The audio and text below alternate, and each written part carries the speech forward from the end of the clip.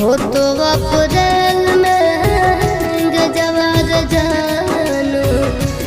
मई में हो तो महर जवार जानू कर ली है काठ के कर जवार जानू कर ली है काठ के कर जवार खाके सल्फाइड करब सुसाइड पढ़ली है पेपर में खबरवा